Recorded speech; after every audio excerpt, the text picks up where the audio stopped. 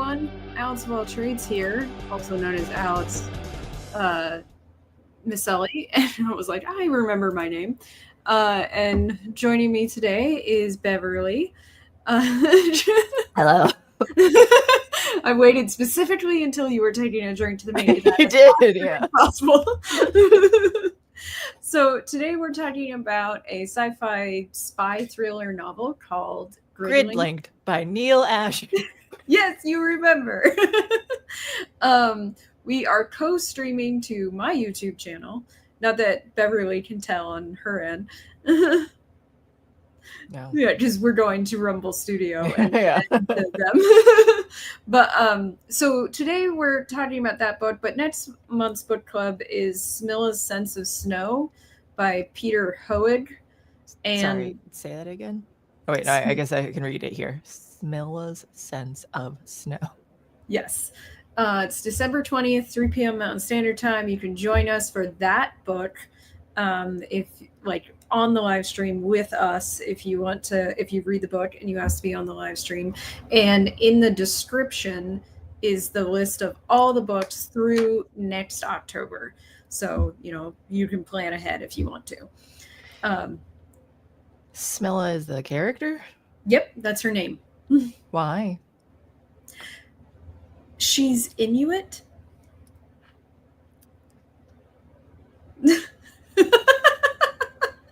Okay. Thank you, John Douglas, for showing up. He says, "Hey, finally trained the algo to show me when you go live." Oh, This is the monthly book club. So we're talking about Gridlinked by Neal Asher, and I read this book twice. I hadn't read it before when I picked it. I picked it because I like Neal Asher as a person. Oh, really? What's he like? Very libertarian, British guy. And like, if you follow him on Facebook or Twitter, he's got some awesome takes on the world, and he's a very great guy. And that's why I was like, I literally, like, from his Twitter account, I think I went to his like web page, and there was this, I was like trying to figure out what book I should pick. And he has a like a web page that's all like, where should you start? And I decided to start with the first book that he published because I really do like reading authors' books in order of publication. It's just, like I've said a million times, a thing with me. So I started with Gridlinked. Not just like authors, anything at all. Like I started with Police Squad and working my way through Naked Gun movies. I like to know where things started. So I get it. No judgments from me. Yeah, I always prefer to go that way because I feel like a lot of the times the way that people conceive of narratives, even if something is a prequel, they conceived of it afterward. And how they deliver the story. That's weird. I've never heard Luna bark before. But how they deliver the story is affected by the fact that they've already written stuff in that universe. And especially, and even if they're not related stories, I often find that the author tends to grow and change over time. And so and you can see what was like inspired something or another that like, even if it's not directly related, you just like, oh yeah, you can kind of see how those things changed. And yeah. And I decided to start with Gridlinked, and it's not necessarily what his page suggests, but I'm glad I did start there because I felt like there was a lot of world building in Gridlinked that I probably would have missed out on if I had started on another book in the Polity universe, because this is like far-flung future. Human beings have expanded into the stars, and there's all this like advanced technology and everything. Like, people live a really long time in this universe. Because Neil McCormack, Ian Cormac. That was such a brain fart. Is the main character of this story, and he's a spy for the government. And before, like, it's so strange to me that the government in the Polity universe is it's not people, it's not aliens, it's AIs. AIs govern the people, and then all the like more direct contact is done by people. Well, what are other sci-fi things? There's something that was like, oh, the one AI thing or was in charge, and that they need. I mean, I feel like that's been multiple. I'm sure many things, but there's something that we've talked about in the past that had a similar concept of like the thing that was in charge was just this like one whatever technology thing, and I don't know if it was AI but that they listened, but I can't think of what. I can't think of it either. I don't even have an inkling, honestly.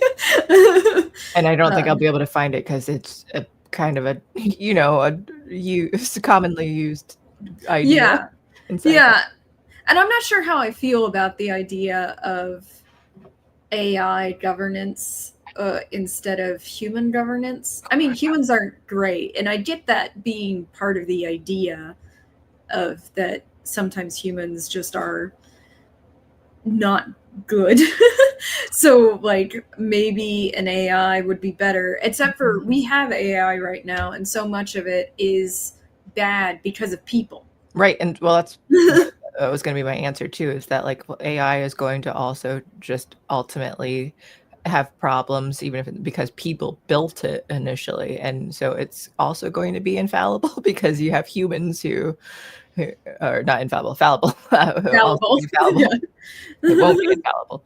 You have humans who did it, and I don't know, like you could see how like the AI being trained and stuff now, and like it struggles because humans don't have a full understanding either. So I don't think you could ever have a perfect thing. That it's basically, even if it, because I mean we talked similarly about it with Megan 2.0, but just like even if you can have something grow and learn and like become very human like, then yeah, I just don't think it's going to still be able to process and or know everything completely unless you have, I guess the closest thing, you have to have like a really good person who like understands like philosophy and ethics to like the best way possible to be the one to train it. And then there's a chance for it to be better. But even that, it's like, because you're human, and like that's one person, or you have like multiple people who have like very similar ideals and stuff, and to be able to train it. But like even that, again, we're human, and not every, it's still messed up. I mean, like I feel like if you created an AI based on the idea of protecting individual rights, considering the fact that humans who believe in individual rights argue over what those rights are already, that no matter what you would end up with someone's going to be unhappy. Yeah, and to be fair, Neal Asher accounts for that. There's separatist terrorists in this book, and they're a really big plot arc of it. And I was like, if they weren't like murdering innocent people, is what they want wrong? That is my question. If they don't want to be part of the polity, AI governance, is it necessarily wrong? And there's a point at which the book mentions a couple of planets that were not under the AI governance, and they became archaic, like anarchy messes that the AI governance had to come in and clean up after like 20 years each or something like that. And I was like, I don't know if that's like, I mean, we don't have AIs governing us right now, and it's not complete like anarchy and horrible. Like, I'm not saying it's great, but I mean, I like the picture I was presented was that it was so bad, like it was so horrible that we needed people to. But that's what they say, like, oh, is it wrong to not have the AI because things are so wrong? Like, but I don't think that's like a right or wrong thing. You could just say like, yeah, maybe the society is struggling, but isn't that up to them to like, they're choosing to live this way, that they don't want to have it, like, okay. But so I think it should still be allowed. Like, you can make choices and make bad ones and have that society. But then it gets into like, okay, but how are you treated, like, then among like the individual rights, like, I guess, like, as a separate society, though, if you see another one that's like, hey, they're being, they're infringing on other people's individual rights, do you have an obligation to step in, or do you not? So I guess that's where I would have a question. Yeah. And like I said, like, I feel like the separatists are bad because of how they go about things, not necessarily what they want. Like, like, they're definitely evil for killing innocent people. There's no question in my mind about that. That's not even like, okay. I wasn't sure whether like concern.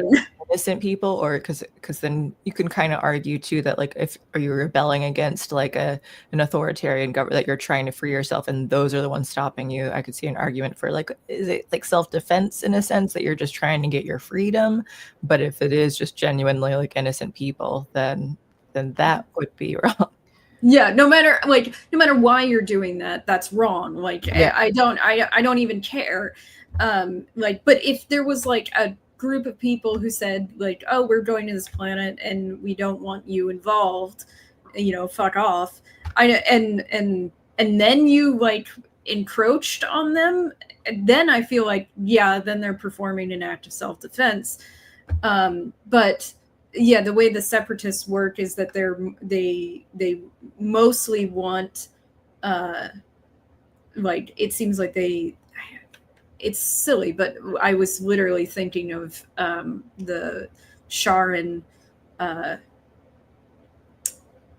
acolytes in D&D and how they are like essentially terrorists, and because it's like, I don't care what you believe, I care about how you go about enacting your beliefs. And if your method is to hurt people, then I don't care what your beliefs are at that point. I care about the fact that you hurt people. Like, it kind of invalidates anything about like differences of belief and respect for that. Like, I don't care. Like, you could believe in Spaghetti Monster, we could believe in the same exact things, but if your way of if your methodology involves harming others, it doesn't matter to me.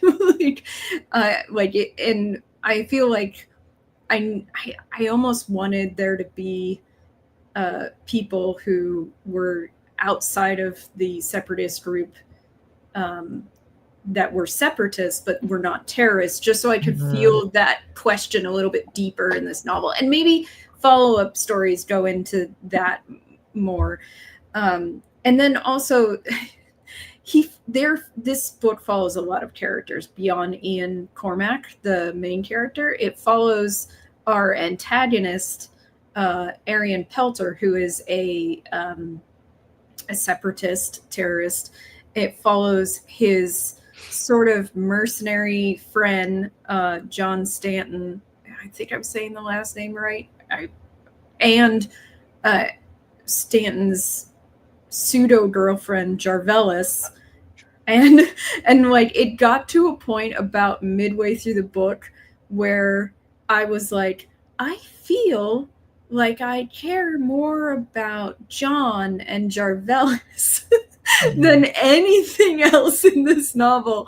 And I was like, I don't know, like, as a choice, why we followed them. Like what was Neal Asher thinking in following these two? Because it turns out that John he's not really a separatist. He never was. He just was a mercenary for hire, essentially. And he's worked with Arian Pelter before. He's worked with Jarvelis multiple times. She's a pilot. She owns her own spaceship. And it turns out that him and Jarvelis are sleeping together. And he's not sure if he can trust her and everything. And then then Arian Pelter tries to kill both of them. And this is why I remember this part of the book so much more, because I'm so much more invested. I'm like, oh my God, like, you know, did they die? Like, are they not going to die? Are they going to be together? Like, I'm like, are they going to escape at the end? Because one of the things that is of concern to me about this government is that if you're a criminal, they don't kill you. They don't believe in the death penalty necessarily. They do believe in punishment, which I am totally fine with, but the punishment is something I actually don't find ethically sound, and it's mind wiping. They wipe out your mind and all your memories and replace it with a new personality. And I'm like, whoa, this is not I don't know what it is, but sometimes I'm sort of like, oh, we can't kill people. Instead, we'll just erase everything that was them. And I'm like, that's just worse. I just find that so much worse. And I think I always will. And it's one of the things that makes me really question the governance of this universe, that this is their method of punishment, of handling crime, is to mind wipe people and replace their personalities. Backing up to when you mentioned acolyte stuff with D&D, what did you say? Is that from Baldur's Gate? Yeah, there's a god Shar, Lady Shar, who hates the moon goddess, whose name I can't, Selune. And her acolytes like believe in terrorism as a method of making people come to their way of belief. Which is like, I don't, like I said this when they introduced that element to the story in Baldur's Gate 3. Like, I don't care who you believe in, like gods or whatever and everything. And then she starts talking about burning down villages and killing people, and I was like, maybe I care a little bit who you believe. Okay, now I care. Look at you. There's a lot of evil gods there too. You get to choose from, like, all right, what alignment are you and which are the followers? And then if you veer from like what they would, the alignment of that, then they would get mad at you, or could get mad at you, and they could in our game, because the Ginger's character, he Titania was his god that he went with, and then but eventually one of the ones that I made up, though, she developed more as an NPC. He ended up wanting to, she had like this cat who's like also like powerful and like sort of like questionable about you know where it aligns, but then so the Ginger's like asking about, I want to switch to you and be, you know, like, and follow you though. So and I haven't included it yet, but in the sequel game I will bring up that, like, hey, Titania isn't happy that you abandoned her. But it also ended up being when the other goddess, the Katarina, she's like, yeah, I'll accept you into it, and he's just like, oh yeah, I was talking to you, and not the cat was who I wanted as my god. That's funny. And I have my own lore and stuff too, of like the history of those characters and stuff. But yeah, so like a bunch of different gods and alignments and things too, and in that world and in your own worlds. But okay, so in Gridlinked, I'm reading through the synopsis now. Can you go over again about the white mind wipe? Yeah, so that's what they do if you're committing crimes, like you killed somebody, you are a mercenary, you are a thief, you're a smuggler, they mind wipe you if they touch you. What extent does that like, what is the mind wipe? So how much does it wipe? When Jarvelis is thinking about it, because it's a possibility that she's going to be mind wiped, because she's a smuggler, though the implication is that we get from her is that it's complete, that you do not exist anymore, and and it's a completely new personality. Okay, because I was curious, because like if it's a mind wipe, but your brain is still there. It still functions similar. That like I get, you have a lot of like, here's the experiences that you've had in your environment that might lead, you know, certain triggers and stuff, but your brain is already set up until like, hey, I behave this way. So I would say that it's still possible that like, hey, you still might end up becoming like doing these same bad things, even if you, because your brain was kind of structured, and like, and there's a chance that you might encounter similar environmental things that trigger you that way. So, but if like the mind wipe like just resets even how your brain functions, then I would see that being more different. And I'd say, I guess there is a chance that even like if it's the same brain, like here's a different, you know, environment and stuff too. So like, not saying it exactly happened, but I would think that there's chances if you have the same brain. Yeah. And I feel like it's antithetical to the idea of learning a lesson. Right. 100%. But like, why?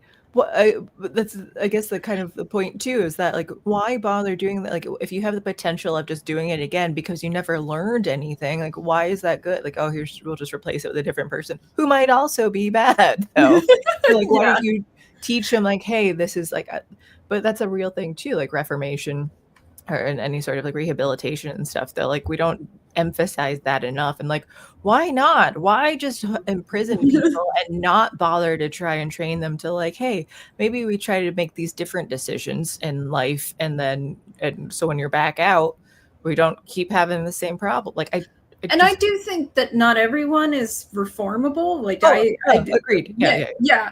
But like, but we should try for some of them. Yeah, some of them we should definitely try. Like, I'm not, and the thing is too, is that these characters, Jarvelis and John, who are like under threat of being mind wiped, that's what's on the table, that or death.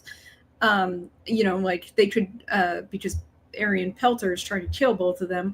But at the same time, it's not like they can go to the authorities for help because they will be mind wiped.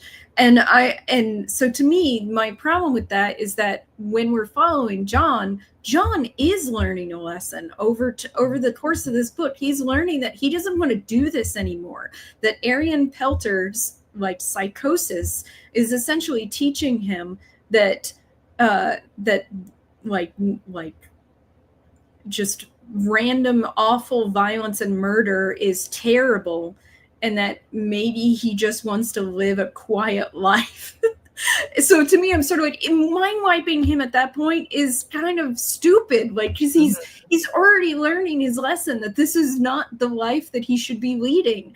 And like, honestly, Jarvelis being a smuggler, I'm sort of like, I don't feel this bad, like, I don't feel that terrible about what she's doing, if I'm perfectly honest. And then also, it turns out she's pregnant. And I'm like, what does that mean if you mind wipe her and she's pregnant and this new personality has a baby? Like, it just seems...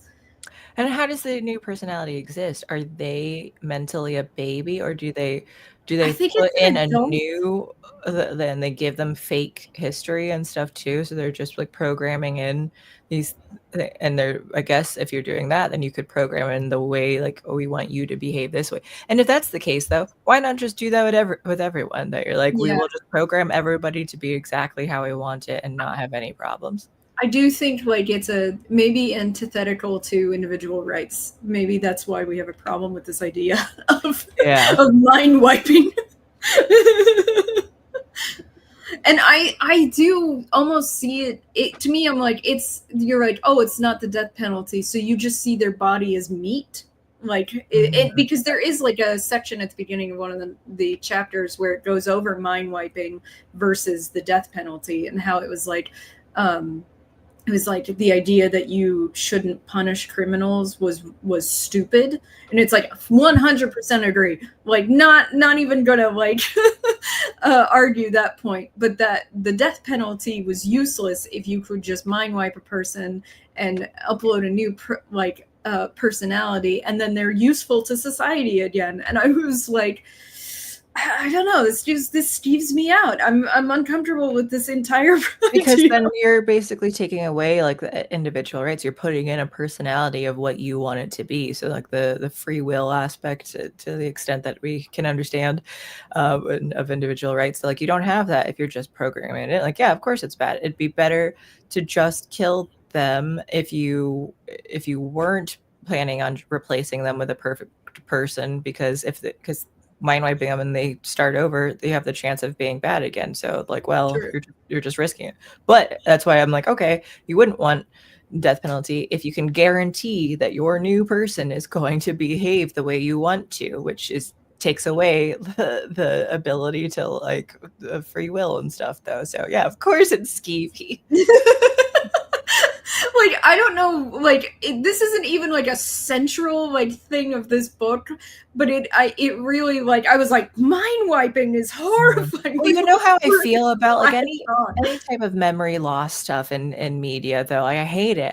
Pokemon, the first movie, was like the first time when I was just like, I hate this. This is stupid, because they went through and learned all these lessons of like friendship and you know, treating each other a certain way, and then Mewtwo's like, I learned this though. Everyone else can forget about it, and then I mean, like, I guess the humans actually they were the ones who taught him the lesson. So I guess, to be fair, they didn't really need it, but it was just like, that's not cool. So like, yeah, that was in the Artemis Fowl books. Artemis Fowl was like an evil genius in the first novel, and then by the fifth novel, I think, they erased his memory, and I was like, yeah, but he unlearned all of the lessons. Like, all that growth is gone. Spoiler alert, Doctor Who did the same thing with Donna, and I absolutely hated it, because she was like just the most annoying character in the beginning, but then the Doctor and she became like best friends, and she got less insufferable. She got more sufferable. Sufferable. But then by the end of it, like it was like a kind of prophecy thing, that Dr. Donna, but then like her brain kind of combined with like his knowledge, and then she was going to die because she couldn't handle it, because she helped save the world, but she would die. So then the doctor wiped her memory, and she went back, so she forgot everything about him, and then went back to, and like, well, now she's just the most obnoxious person again, living her life and marrying someone. And like, but I hated that. I was like, that is just the dumbest way to do. I don't like amnesia and memory wipe used as a reset for characters, like as a plot thing. I don't like it as a punishment idea as presented here in Gridlinked, but I like amnesia though as a way of new growth, wherein they're revisiting old ideas that they used to have through new eyes, and then it helps them grow. Like, yeah, yes. And then he's like, why am I doing all these things? Like, he doesn't know why he has this OCD stuff though, because he's just like, I don't remember who I am. Yeah, so like amnesia as a way of getting a character into a new place, being more honest with themselves or something like that. Love it. Absolutely love it. Dark Matter, that TV show that literally starts with all of them losing their memories, and we don't know who they were before either. As the audience, we start at the same moment they wake up after their memories were wiped, and it wasn't a punishment; it was a freaking accident. So like, and I really wish we could have gotten our final season of Dark Matter. Like, a lot of people are like, "Oh, what show would you?" I remember you saying, yeah. It's Dark Matter for me. Go ahead. No, go ahead. I was just trying to think of other ones too. Like, I mean, it's fun in an episodic way. Like Eureka did an episode of that too, where it kept like erasing like short-term memories of like the last 60 seconds or something though too. So then in effect, like, but it made it like in a serious thing where like the guy who was doing it like married his wife, and then he was known for doing like all the like important sci-fi kind of work, but then you find out, oh, she was doing this all, he wiped her memory and took the credit from her, so then she didn't know. And then and like other things, but then they made it silly and stuff too. Danganronpa, the video game / anime, they did it as the plot device of like, hey, we don't know, like there were high schoolers stuck in this school and we don't really remember what's going on. They just kind of know, except for the one who was the detective, but she lost all of her memories, so she couldn't do the detective stuff though to figure out what this. But the whole plot of that is that they have to murder someone in one of their classmates and then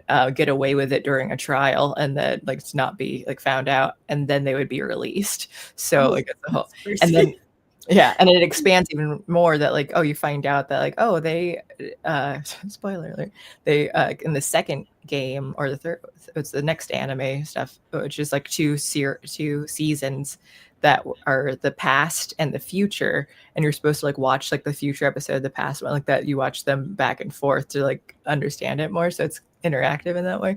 But at the end of the first season, you find out like, hey, the whole world is like falling apart though, like it's a lot bigger than just you being trapped in here, everything is falling apart, and why is that happening? And but yeah, so it's just a cool dynamic. I want to rewatch that, but it's a nice horror mystery type of thing. And I just like that it expanded on, it's not just us here, and like it's even bigger than that. The sci-fi stuff.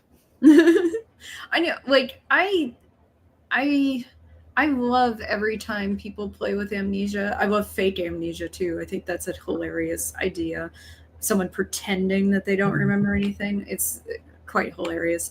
But I feel like it brings up a lot of interesting ideas about identity and the like, where is your consciousness, essentially? What is you?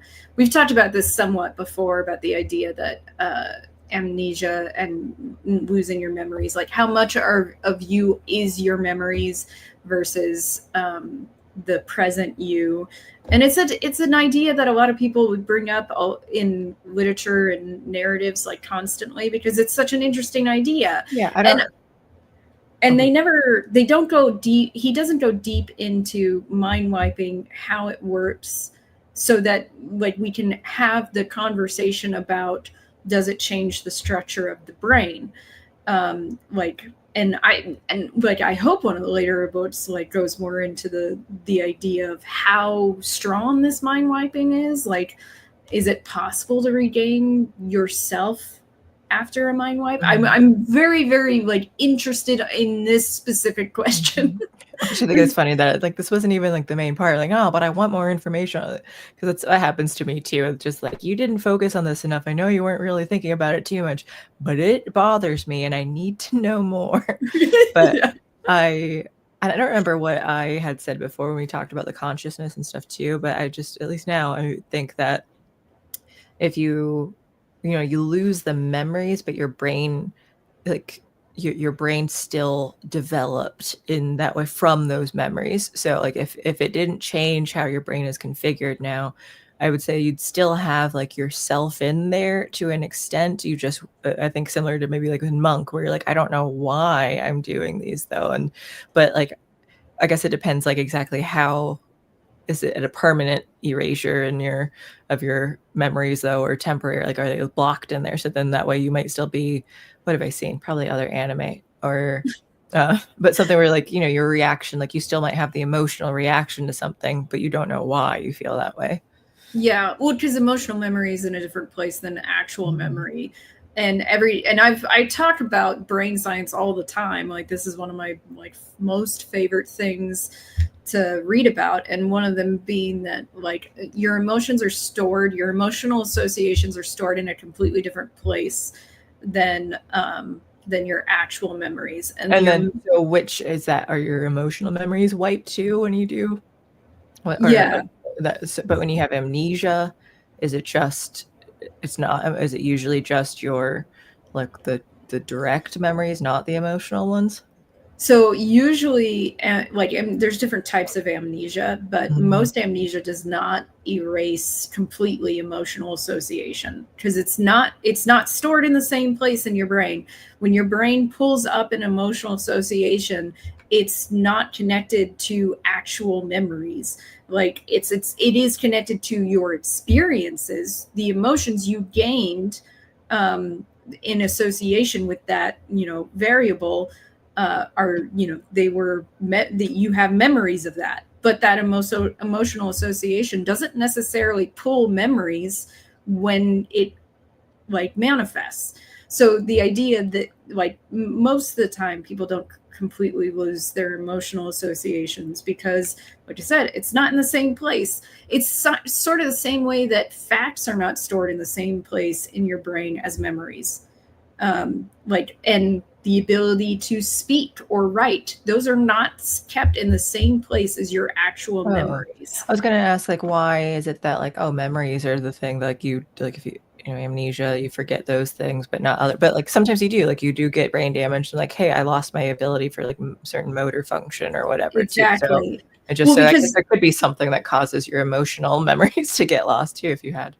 All of those things are brain damage. Like every single, like even amnesia, all these things, they're brain damage of some kind. And you may repair some of your brain damage and you may not. Yeah, I have a friend from high school who I found out later on that like he did get some sort of like head injury and he lost certain, I don't even know how much time he lost, but he might not know how much time he lost. Like there's like he never got back. So then there's certain things that like, oh, hey, remember when we blah blah blah? And like, no, he doesn't have these memories anymore, which sucks. And again, so in a real life experience of like, oh, of like I hate when people lose their memories. Like, well, but these things happened and like so it's just sad when you don't have them anymore. Well, and that was the thing. It kind of reminded me. I don't know if you've ever seen this movie, but Eternal Sunshine of the Spotless Mind. Yeah. Where in like he's like, does it cause brain damage? And he's like, it is brain damage because it's like, yeah, they're deleting like parts of your brain, essentially connections that your brain makes regularly. And I love that movie because one, it's completely voluntary what these people are doing. They are doing it because they're paying for it. They want it. And which is crazy to me. I'm not saying that I don't have unpleasant memories, and I even have anxiety. So like my brain will pull up specifically the most negative memories that it can on a regular basis. But I would literally never, ever volunteer to delete memories. Until recently, I'd like totally agreed with that too. But then I started thinking about how there's sometimes like, how do I describe this? If there sometimes something might happen to you or like information comes out and then, and especially like interpersonal stuff too, that you find this out and you're like, well, we still, like we're trying to maybe it's a family thing, maybe it's whatever it is, it doesn't matter exactly, like, the exact part, but like it caused damage to this, but you're still trying to make it like figure things out and work it out. And sometimes that can be fine.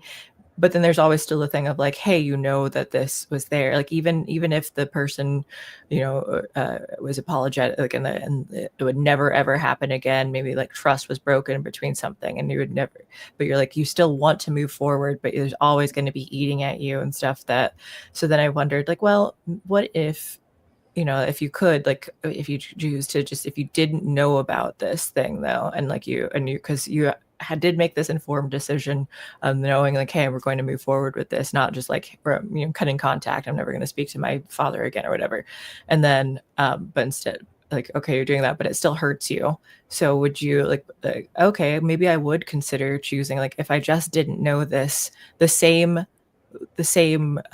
relationship would continue on, but it wouldn't be so harmful, like, into my mental health and stuff too, though. And so and I don't know for sure if that's something I would do, but it's something like I'm more likely to consider that, because then like you'd still have the same effect, because again, you're like, you like, and this is like in the idea that like that person never does anything like this that same way, like it was this one time thing or whatever though, and everything is actually like really good, but you just can't really get over it yourself though, and understandably so sometimes.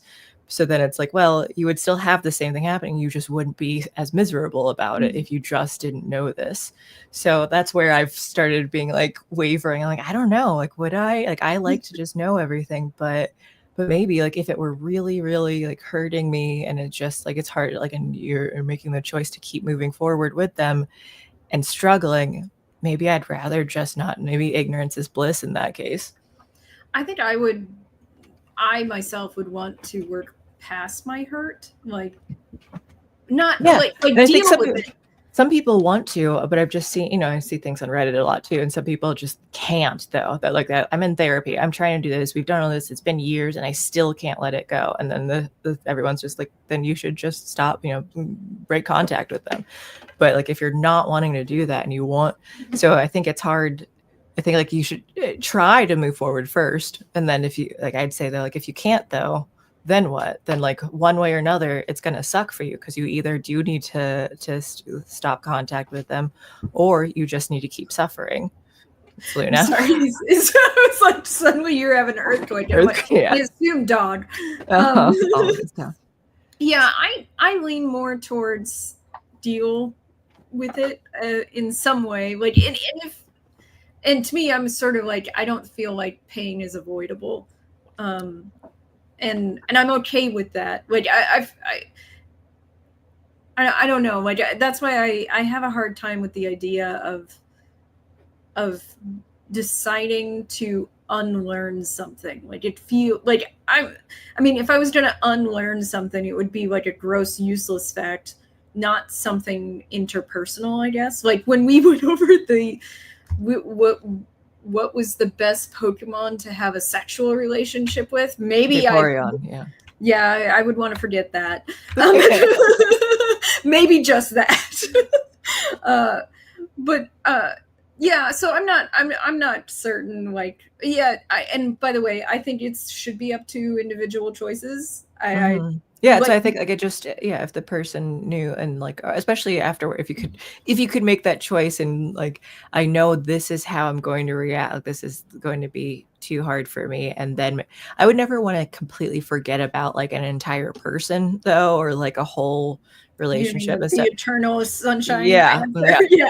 That's what I'm referring to. Yeah, is for that. But like maybe like a particular piece of information that like does cause like larger effects or ripples or something though too. So like here's something that like hurts that maybe it would be better.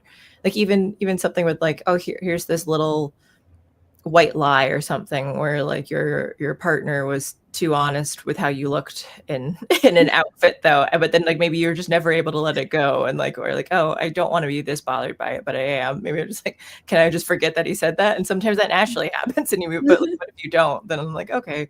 So there are certain things where I'm like, can I do like a spot wipe on like certain things? I did actually forget something from an interpersonal relationship that I was so mad that I canceled a trip over, and someone reminded me of it, and I was like, I did that? And like it was someone not like that was not the target of my anger, and then I was like, I was thinking about it, and I was like, I did. Like, oh yeah, and I am mad about this. And I was like, I was really mad about that, and I was like, reasonably so. I'm not mad about it anymore, clearly, but but it was like I relogged it away as like information about that relationship.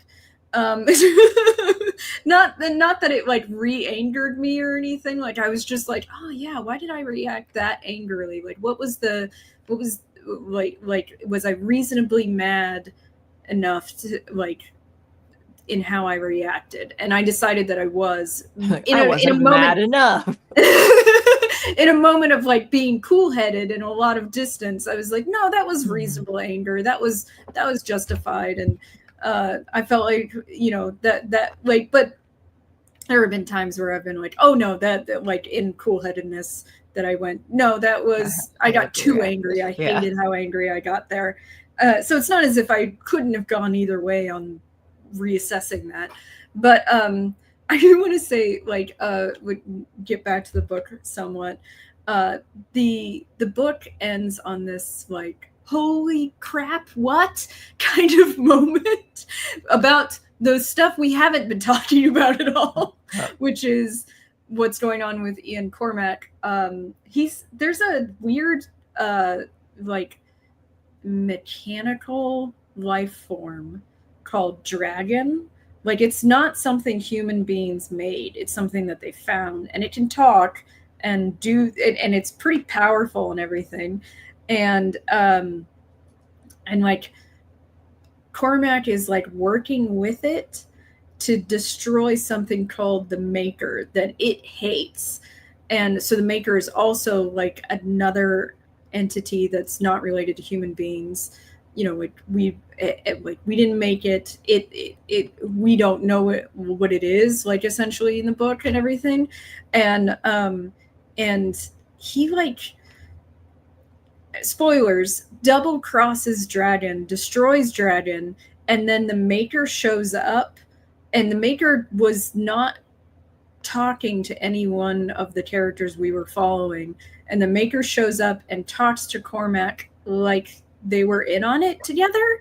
That's what happens in the epilogue, is the Maker shows up and talks to him. And I was like, what? Like, I was like, where did that come from? And it was such a, hey, don't you want to read the next book in this series to find out what the fuck that's all about? And I was like, I want to be mad about this because I feel like I was misled. But at the same time, because I know I'm going to end... Ian who was involved in it? That was supposed to be with the Maker? Yeah, Ian. So yeah, Ian was working with Dragon throughout our plot, and then to supposedly kill Maker. And then what happens in the final chapter is essentially he destroys Dragon, and then in the epilogue, Maker shows up and talks to Ian. Like, we did like very little dialogue, but it's like enough to tell that they were working together. And I was just so confused by that because there's no evidence to suggest any of this. I mean, Cormac was being secretive. I'm not going to lie that we didn't have all the information. And, you know, like, we were not, like, there's definitely gaps wherein Cormac could have been doing this, like, in the narrative. Like, he's like, I'm keeping this a secret, or I'm not going to share this. And, like, people are like, what are you doing? And he's like, I'm not going to tell you. And, like, so it's not as if there wasn't space for this outcome. It's just like, I don't know why. Like, that's my question. I'm like, I wasn't sure whether or not we should have trusted Dragon, but I also don't know why we trust the Maker. Like, I don't know where that comes from, because we had very little of who the Maker is, what it is, how it works, or anything like that. This is the only real, like, interaction is in this epilogue. And so I'm very confused, and it does feel like a bait for a sequel. And I feel like I'm not allowed to be mad about this because the book I'm working on right now has bait in the epilogue for a sequel. So I'm like, I mentioned that to a friend, and he said, or you could be better than the Gap. And which is a quote from the movie Crazy Stupid Love that Ryan Gosling says. He's referring to Gap, the store. And I get his point. He's like, don't do it then. But I don't know. I get the way that thrillers work. Because this is a thriller. It's sci-fi, but it's also a spy thriller, which is essentially what I'm writing right now, is a spy thriller. So I understand that, like, if you're going to have more than one book, you want to hook them and make them go, hey, I want to wait for the next novel. Like, I get it. I do. But also, as a reader, I'm like, like, I hate you. I feel that way about cliffhangers at the end of chapters too, though, if I'm perfectly honest. If you know, and then, you know, I'm like, this happened, and then and it's like, shit, I was hoping to go to bed, but now I'm turning the page. Well, which makes sense why you want it. I mean, like, you keep them coming, like TV shows and stuff too. Like, yeah, you do it so it can keep you watching and coming back for more. Yeah, exactly. Although I will say this, there are some times where that it's not good enough, and I basically go, I don't care, I'm walking away. And I don't think I feel that about Gridlinked in the Polity universe. I don't feel like walking away. I will admit that I have walked away from series that I've started. I know you're not a huge fan of doing that, but sometimes I'm like, you're losing cohesion as time goes on. And I don't do it intentionally, but I do end up like, oh, I just, because things take so long to continue on, then I forget about them, and then it's hard for me to get back into it. Or if something's like really bad, that I just lose interest, and I keep being like, I should finish this, but I'm not yet. And I forget there's some show that I do like, yeah, I didn't finish that yet, and at some point I will. But so I know I pretty much stopped in the same place in both The Expanse, the TV show, and The Expanse, the novel series.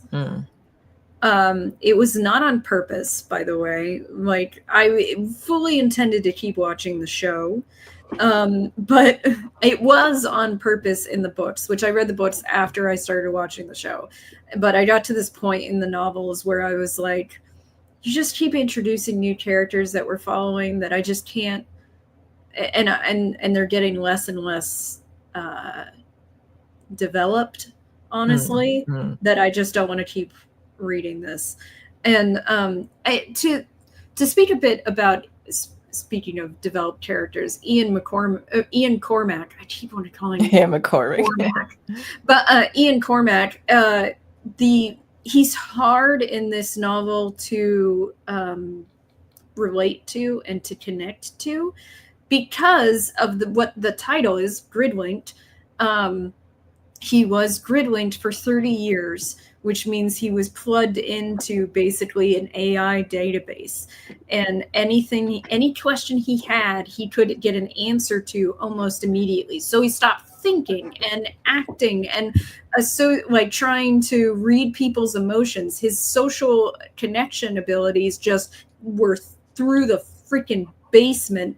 And which is why at the beginning of the novel, when he's introduced and it's him and this woman, Angelica, and we're actually in her head when it starts, and she thinks he's an android, and she's going to kill him. She thinks he's an android because he's so bad at like socialization, and they even had sex, and she felt like he screwed like an android. And so when he kills her instead of her killing him, I was kind of on her side. I don't know, and then we get into his head after he kills her, and he is so disassociated from other human beings that it's actually really hard to connect to him. And I almost think this is why Neal Asher goes into other people's heads so much in this novel, because Ian needs to reassociate with human socialization skills. It's not that he's psychotic or anything like that, like Arian Pelter, her brother, who is definitely psychotic and very hard to follow at times, but because he's so disassociated from human socialization, it's very hard to connect to him, which is funny because I usually really liked that. Like Annihilation, the biologist is terrible with other people, but I love her. But I think partially because that scene, the introduction of Ian, starts in Angelica's head, I'm already not on his side, because it's almost always the case that the reader associates more with the person whose head they're in. So it's really hard to then flip that, especially when the outcome is one of them died, in a killing and as antagonists. So I had a really hard, I think that was maybe not the best way to introduce Ian as the hero. He's much more likable by the end of the novel. But really more than anyone, like the people that I really connected to as sympathetic characters was Jarvelis and John. I was really with them, because they weren't psychotic like Arian Pelter, and they were cagey with their emotions and with their trust, which made sense. But they still had human socialization skills and everything. And I was much more with them than I was with Ian throughout this novel. And that's part of the reason why it was really hard to like delve into the Ian sections of this book. And I will say this as well. There's a golem, which golems are like giant combat androids, essentially. And there's one that's hanging that Arian Pelter, our antagonist, has control over. And they were like, he's wearing a coat and a wide-brimmed hat. And I was like, I feel like you're describing Mr. X from Resident Evil 2.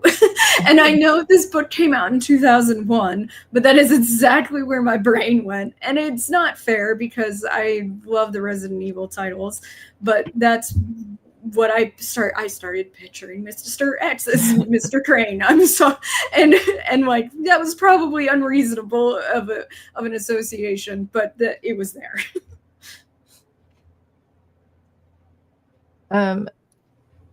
So at the end of who all dies then? Who'd you say ends up dead? So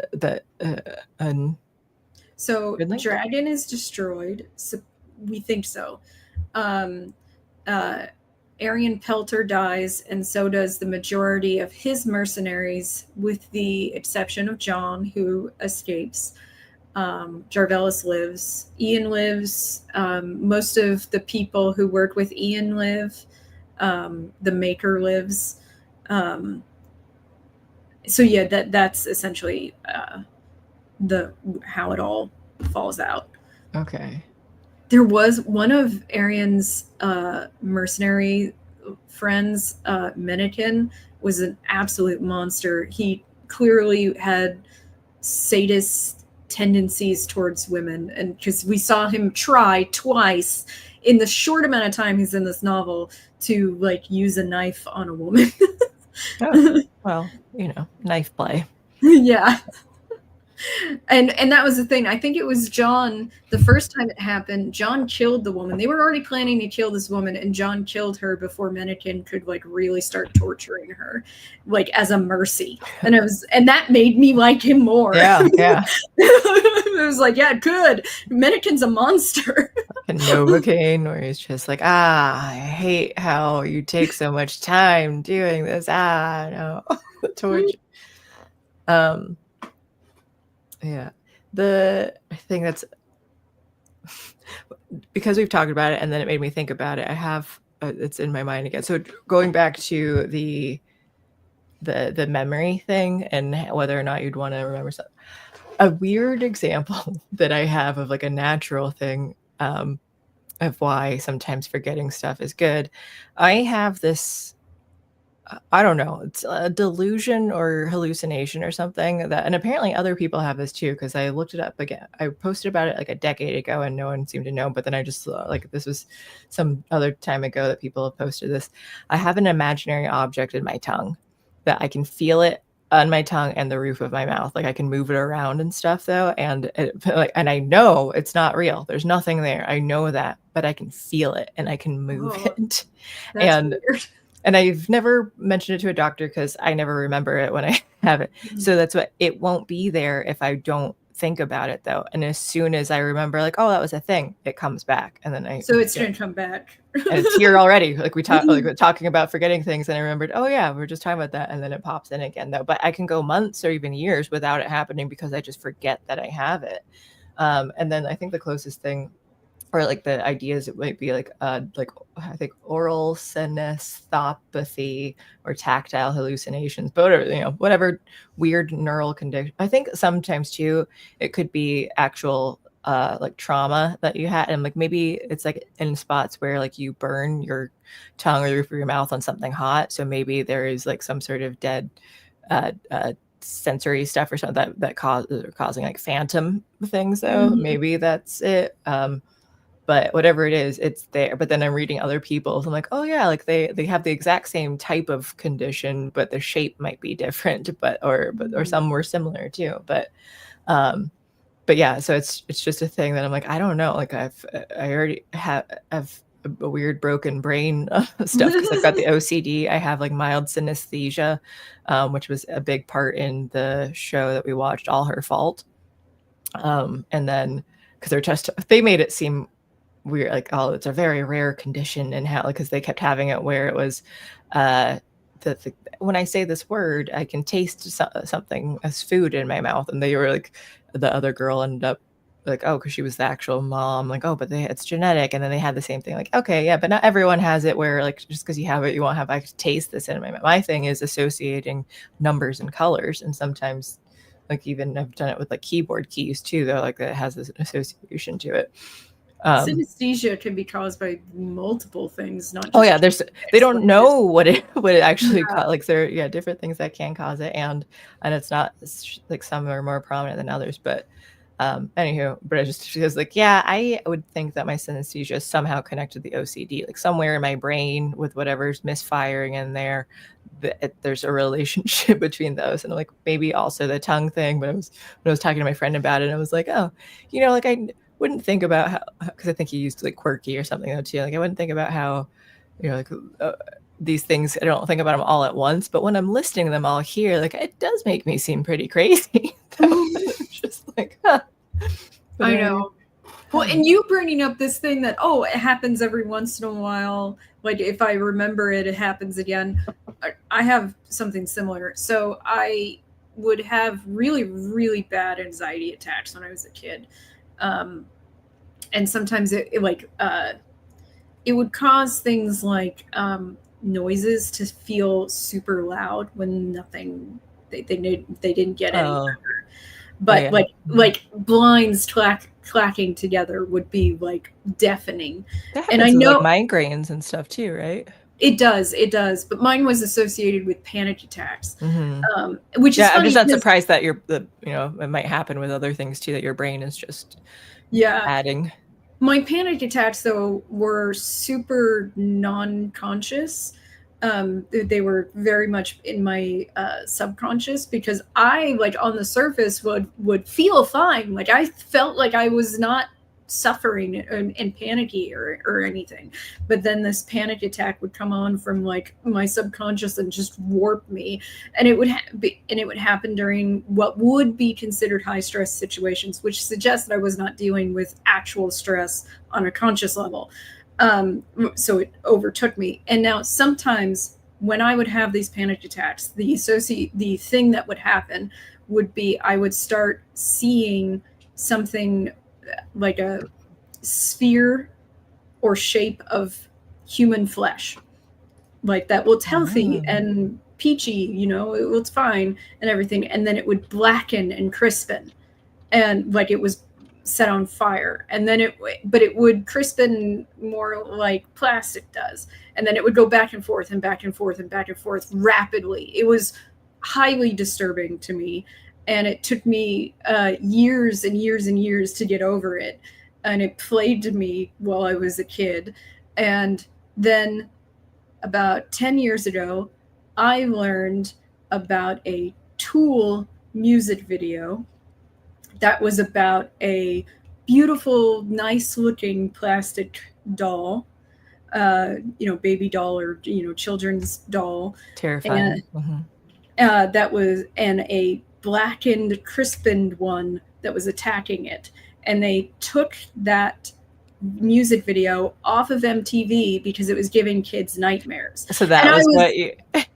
I was so mad when I learned about this Tool video, because I was like, who let me watch this before I developed like full memories? Wow.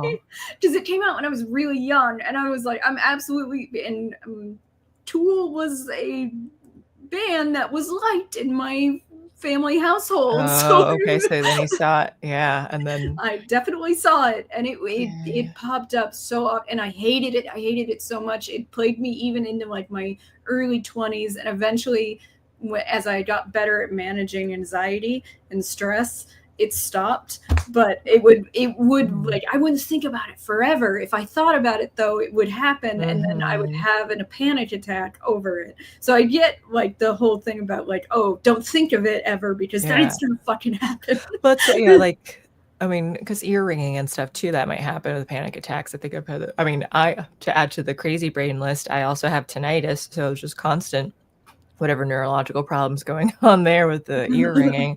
I also have musical ear syndrome that like I started noticing some years back though, because like when there's just some sort of loud noise, like a constant thing, sometimes like 8-bit music will just play, and it's awesome. Like I really wish I could record it, because then I would be like, yeah, you know what, like this is just fun 8-bit music though. But and I would be sitting in the trains in Chicago though, and hear like someone, and I think somebody playing this, and then like try to like figure it out, and like it sounds like it's coming from over here. Like no, it's just like somehow the sound of that is, my brain is interpreting it, and I think it's cool, but it's just also like so weird that like I can hear this going on. And it'll happen at night too, sometimes when I'm just trying to sleep, when I have like my noise machine or something though too, because the ear ringing will happen. So I have that to drown it out. But sometimes at certain angles, it'll start sounding like 8-bit music. Like, well, this is going to keep me up forever, because like I need the music to drown out other stuff. And now I'm just here, or I need the noise machine to drown out stuff. And I'm hearing music now. That's going to... You see, these brain problems we're bringing up make me question how mind wiping would work. And I know it wasn't a major part of the plot. I know it wasn't like, for those of you watching, it wasn't like a really big thing about this book.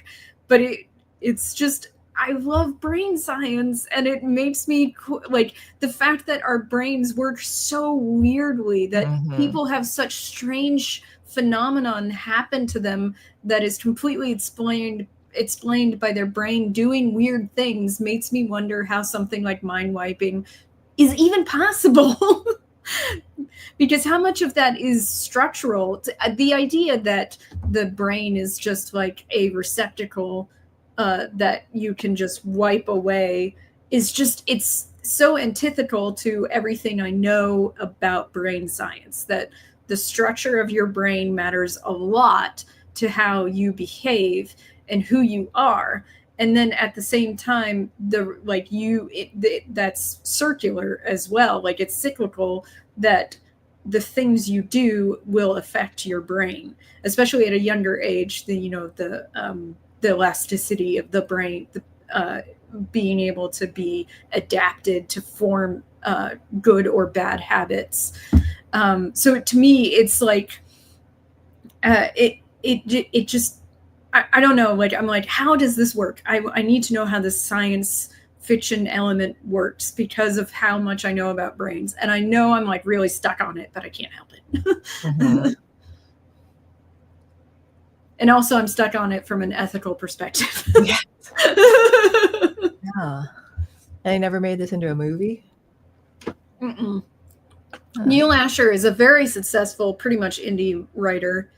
This book came out in 2001, I want to say. And there's a bunch of Pulte novels. And yes, I'm putting the rest of them on my to-be-read pile for my sci-fi list.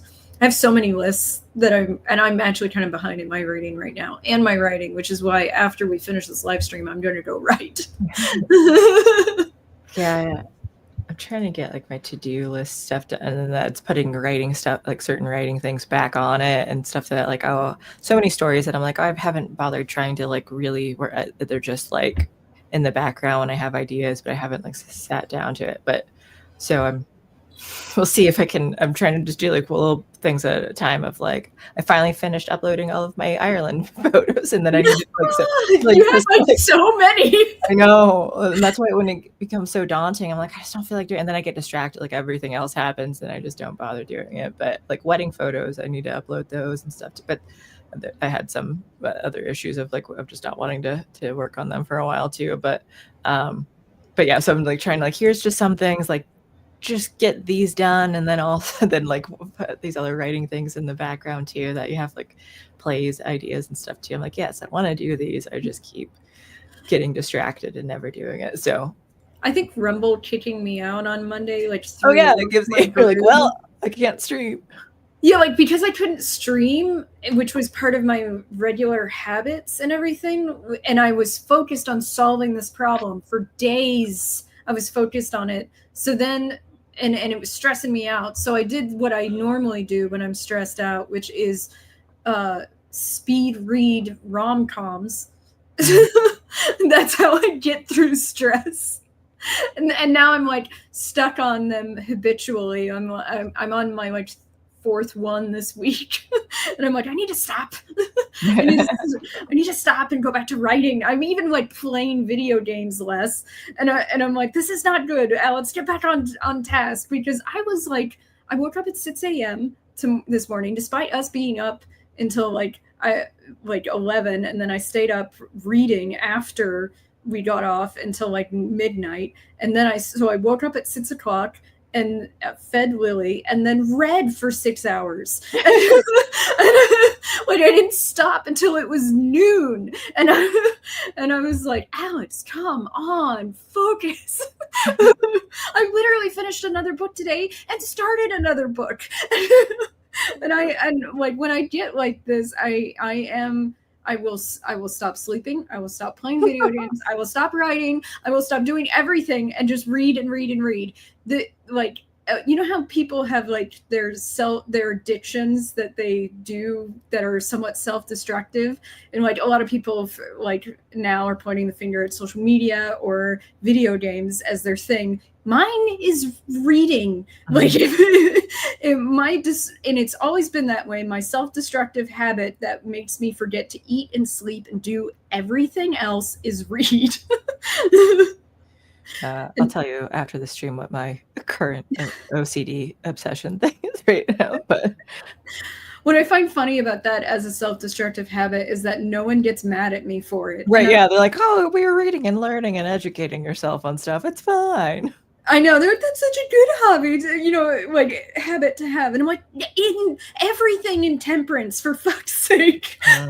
When I'm only sleeping for 3 hours because I'm reading too much, that's not a good thing. I've definitely been putting in time for video games. And I haven't even played Left 4 Dead for like the last few days. And I'm like, I'm itching to play again, though. But I also I need to edit. I finally got the DVDs of the different cameras of the nights of the murder mystery play I was in. So I got the raw copies of it. But because he's an older guy, he puts everything on DVD still to get up. So I was trying to have a USB drive. I need to have my external CD drive here, so that way I can do it. And then remember, I see if my computers and things can still rip DVDs onto there. Like, I don't even know, because I haven't had to do this in years. So yeah, really. Maybe Handbrake will do it. Yeah, but I'm interested to watch it when you're done. Yeah. I thought you recorded your wedding, and I don't remember. Yes. Nope, because I texted him. I need to reach out again. He doesn't always reply back, and it was like months later, and I asked about it, and then he hadn't responded. So I need to see if he did. But I was also like, he apparently did it for free, so I'm kind of like, like I won't trouble you too much. If hopefully he still has the copy of it. But yeah. So I'll reach out again at some point, maybe next week. I would like to watch it. I know I didn't fly out. A call, but I was also, it ended up like same with the pictures too, where I was kind of like not thinking about it as much just after with my sister and things. I think it just became kind of like, So now I'm kind of like feeling like, all right, I can get back into this too, but I just need him to like actually reply. Yes, definitely. I think I'll call him, because that might be, but then he gets so busy. I know he's just a busy guy too, though. But so you don't think it? Yeah. All right. Well, let's talk about wrap this up then. We went for more than an hour. Again, book club for December is December 20th, 3 p.m. Mountain Standard Time. Beverly knows the other times better than me. 2 p.m. Pacific, 5 p.m. Eastern. Good. The book is Smilla Sense of Snow by Peter Hoeg, and it is a mystery novel. Oh. Yeah. If the movie adaptation is correct, I've watched that movie many times, and I chose it. I chose it because it's winter focused. The sense of snow, and everything. So, I have not read it yet. I like the movie, so hopefully I like the book even better. And then after that is Moby Dick. We're going classic. Oh boy. Yeah. And I wrote a paper in grad school on Moby Dick. I love Moby Dick. I think it's an amazing novel. It was written in serial, and so it's very non-cohesive. Okay. I didn't know. I've never read it, but I feel like I would be more bothered by that. The chapters change form. Like there's a couple of play form chapters and everything. So like it's. Do you mean the story isn't cohesive though, or just how? Yeah, there's like it's written in since he wrote it in piecemeal. It's like there's a lot of like vignette-ness to it. I was thinking about that too, for like Alice in Wonderland and Peter Pan, and how I don't like those books because it is done in like vignette, and where they're just like there's sort of this plot of like you're traveling around or like trying to do, but then you just like throwing in these different weird vignettes, and I was like, I did not enjoy these books. Well, the reason why I like this book is because it's hilarious. Oh, okay. Well, then I'd be more forgiving for like changes or inconsistency and stuff too, though, if it's funny. Because then I'm like, all right, well. It's probably one of the funniest classic novels. I didn't know it was funny. No one ever talks about the fact that it's hilarious. Yeah, I've never heard that before. And that's why I wrote my paper on humor in Moby Dick, because literally no one talks about it. So I'm actually excited. And I did read a book this year called Why Read Moby Dick, and I was like, you do not have to convince me, but okay. I will read this book. Call Me Ishmael, right? That's how it starts. That's all I know about it. Yep. And like chasing the white whale. Oh, yeah. I know. Yeah. Like, very general. Every time anyone adapts it, they take it so seriously, and I'm always like, the Milk of Human Kindness section is hilarious. I'm sorry, it's so funny, but we'll get on to that in January. Okay.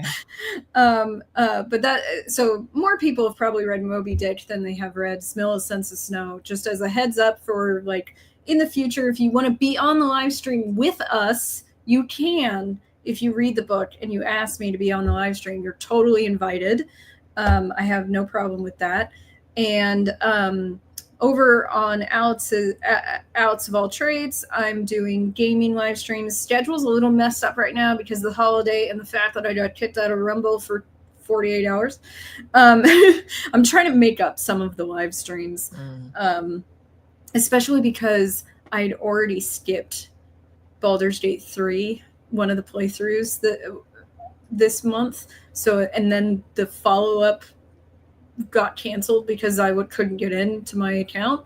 So I'm like, now I'm more than a month behind, and I don't like that. But so I'm trying to make up some of those over on Alice of All Trades. And on the dim side on Rumble, Beverly and I talk about movies and TV shows on Thursdays and the news and politics on Fridays. Don't think we're very serious. We're not. We're much more, let's make fun of the news. I'm sorry, I'm trying to find a PDF of Moby Dick. Yeah, it's totally like public domain.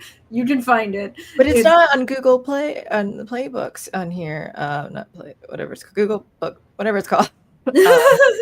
That's weird. It's like it's not expensive, but I'm like, also, I'm not going to pay. But yeah, because it's public domain. You shouldn't have to. Like $2 for this ebook, $5, $3, whatever. Like, yeah. So I was trying to find it not that way. Try. What is it called? Gutenberg? ProjectGutenberg.org. They'll have it. copy for free. They have all the public domain books for free, pretty much. That's the best repository for that. And the best repository for public domain audio book recordings would be LibriVox. Oh, is it cool? I know, yeah. I was just reading Reddit and someone's like, so-and-so on LibriVox does a great job. Reading it, yeah. But I'm not sure. I go back and forth on whether I like audiobooks because it's nice when you don't have to like sit and pay attention to it, but then I also just stop paying attention to listen. Like I zone out those. So I sometimes I'm like, no, you need to sit and focus on this or else you won't pay. Because I can also sit and read and like I read all those words out loud, still don't know what I was. I cannot read something out loud and take any of it in. Like I will literally not take a single word in, and I will even perform when I'm reading. I know, yeah, that's what we've had. And you've told me I've talked about that because I do that on the streams of the news stuff too. Like, here's this article, I'll do voice it, I'll do like read it, whatever. I'm like, I have no idea. I did the inflection, I did a character, I did it like whatever tone that they wanted, and I still have no idea what I just read. I know I read everything out loud that I find in video games when I'm like doing a playthrough, like any lore you find, and everyone that notices it, they point it out. Alex is a lore master, essentially. That if I find lore, I will read it out loud, and sometimes I'm like, I didn't take any of that in. This is just for you viewers. Yeah, I just did this for you guys, apparently, because I didn't read any of that for real. But I like audiobooks, and I like playing them to its speed because I can take that in a lot faster than I can read myself. It's just easier for me with my learning disability, so I prefer it. And I usually like play video games while I listen or work, because some of the things I do for work are not that like cognitively like labor intensive. There was one point though where I was talking to a friend about, I was reading something, and at the same time I was having my own stream of consciousness completely separate from that. And he realized that I took in both at the same time. And he was like, you're weird. Like, no one does that. And I was like, I don't know. It's like having multiple tabs open. Mm-hmm. It wasn't that window screens, like, there's in smaller versions, and you're like, yeah, I just need to. I usually have like 4 or 5 screens up. I have 4 up right now. I have this one, and then I have the like file explorer thing, and then another window with like 20 tabs, Brave, and then my Signal up. So yeah, I've got I usually read while I not audiobook, but like read while I video edit, actually. And that, again, that sounds weird, but I'm able to do it. All right. Well, anything you would like to add? I found Moby Dick. So I think I have it on my phone now, so that's good. But I didn't realize it was also called Moby Dick or the Whale. Yes. No, almost no one says or the whale. They just say Moby Dick. Yeah. Pretty much. You might like Smilla Sense of Snow since it's a mystery. I'm curious about that now too. Maybe I'll just watch the movie. Yeah. The movie, like, it's very like sedate, like, to be honest with you. Okay. But I like it, but it's very sedate, and there's some science-y elements to it as well. The point of the character, though, Smilla can how there's this idea of Indian trackers who are like really good at tracking someone through a forest or something like that. Yeah. It's like that, only with snow. Okay, yeah. I mean, like, I was gonna say like the Inuits, and that's what it is. But yeah. So it's Indian tracking with snow. The movie is not making it look like she's very Inuit, though. I think she's supposed to be mixed race. Julia Ormond looks kind of just white. I think that actress is very pretty, by the way. Yeah. But I only know her from 2 things: the remake of Sabrina and Smilla's Sense of Snow. That's it. Remake of Sabrina? Sabrina is an old that one. Okay. rom-com story. Not like Sabrina the Teenage Witch, obviously. Yeah. But it's a really old rom-com starring Audrey Hepburn. I loved that movie like so much, and the Sabrina remake is okay, but I actually prefer the original, the black and white. The movie was also based on a play the year before, Sabrina Fair. Yeah. It's like Wrong Side of the Tracks love, like thing. It's good though. It's like a sweet romantic. And Humphrey Bogart, I know him. Yep. It's would fun. I recognize him if I just see him? No, but I know the name because he was going to look like other white guys. Your inability to tell white people apart.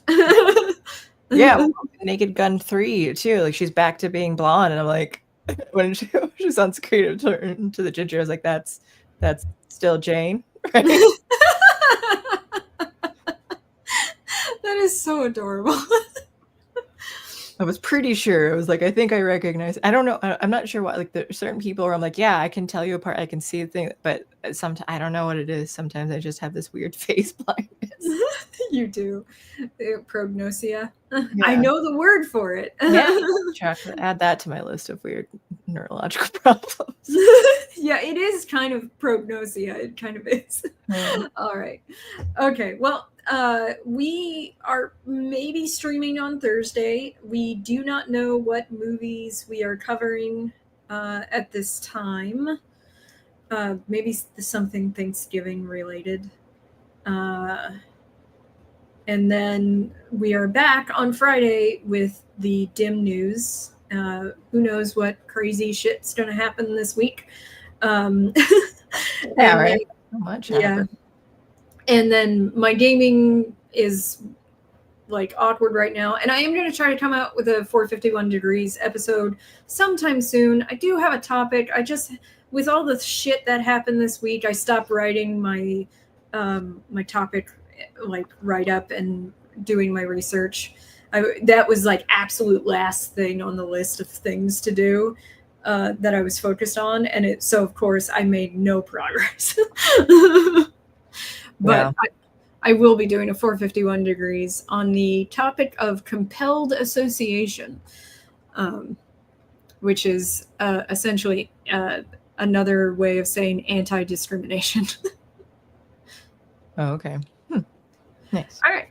So that was everything. Thank you guys so much for popping in and watching us talk about Gridlinked and a bunch of other topics not necessarily related to Gridlinked.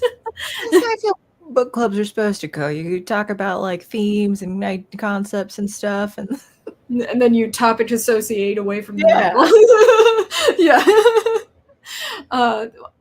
If we don't see you guys, we hope you all have a really awesome Thanksgiving.